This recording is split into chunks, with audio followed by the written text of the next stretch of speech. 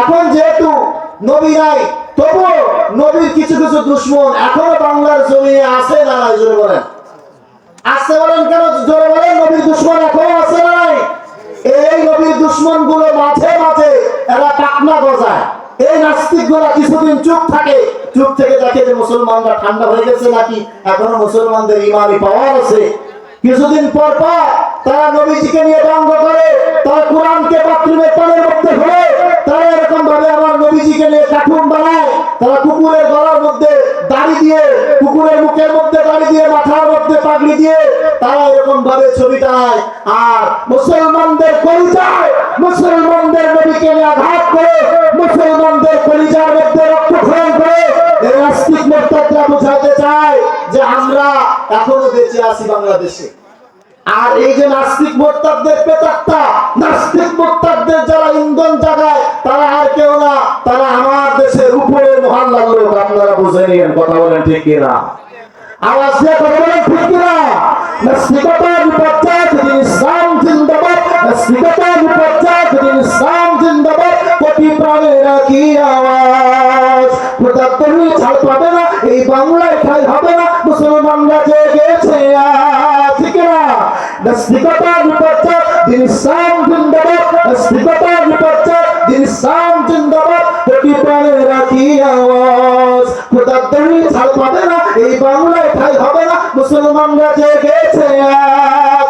ও জোর কদমে সামনে চলো, বজ্রকণ্ঠে আওয়াজ তুলো, সবাই মিলে একই তালে দাও না স্লোগান, নারে তাকবীর আল্লাহু আকবার, নারে তাকবীর আল্লাহু আকবার। দিন ইসলাম, দিন ইসলাম জিন্দাবাদ, জিন্দাবাদ, জিন্দাবাদ, জিন্দাবাদ। দিন ইসলাম, দিন ইসলাম। ইসলামের জন্য দেশে হয়েছে জন্ম, ইসলামের বিরুদ্ধে গেলে দেশ হবে ভিন্ন, ঠিক না?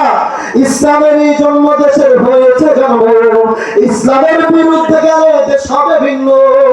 ইসলামের বিরুদ্ধে যারা নিয়েছে অবস্থান, এই বাংলায় ঠাই হবে না, জয় হিন্দুস্তান, জয় হিন্দুস্তান।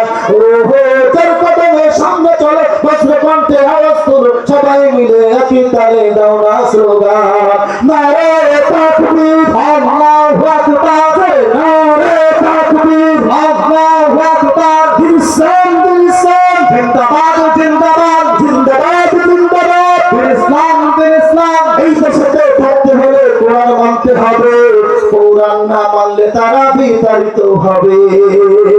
এই দেশে থাকতে হলে হাদিস মানতে হবে, এই দেশে থাকতে হলে কোরআন মানতে হবে, এই দেশে থাকতে হলে মুসলিম নাম নিয়ে থাকতে হবে, কাদিয়ানী নাম নিয়ে থাকা যাবে না। কথা বলে ঠিক কিনা? নারে তাকবীর। আর এই যে নাস্তিক মুরতাদ যারা আছে, এগুলা আসলে আমাদের বাংলাদেশের নাস্তিক মুরতাদ গুলা কেমন? এরা এরা হলো প্রকৃতপক্ষে নাস্তিক না। নাস্তিক কাকে বলে? নাস্তিক হলো সে যে কোনো ধর্ম মানে না, এক কথায় কোন ধর্ম যার কাছে নেই সে হলো নাস্তিক। কিন্তু দেখবেন এই নাস্তিকের বাচ্চারা এরা শুধু আমার ইসলাম ধর্মকে নিয়ে কথা বলে, হিন্দুদের বিরুদ্ধে কিছু বলে না, খ্রিস্টানদের বিরুদ্ধে কিছু বলে না, ইহুদিদের বিরুদ্ধে কিছু বলে না, শুধু বলে মুসলমানদের বিরুদ্ধে। এজন্য আমার এই দেশের নাস্তিক মুরতাদদের যারা প্রেতাত্মা, যারা এদেরকে ইন্ধন যোগায়, এরা আর কেউ না, আমাদের দেশের কিছু শিক্ষিত শয়তান। কারা ওদের জোরে আওয়াজে বলে? কারা? শিক্ষিত শয়তান। শয়তান তো, তবে এরা শিক্ষিত শয়তান। এদেরকে আমাদের উস্তাদ মাওলানা হুমায়ুনুদ্দিন রহমাতুল্লাহি আলাইহি এদেরকে নাম দিয়ে গেছে শিক্ষিত শয়তান। দুর্নীতির আখড়ায় বসে জাহির করে গান, দুর্নীতির আখড়ায় বসে জাহির করে গান, কলম দিয়ে কামাই টাকা, কলম দিয়ে কামাই টাকা, আবার ঘরে সাধুর ভাগ।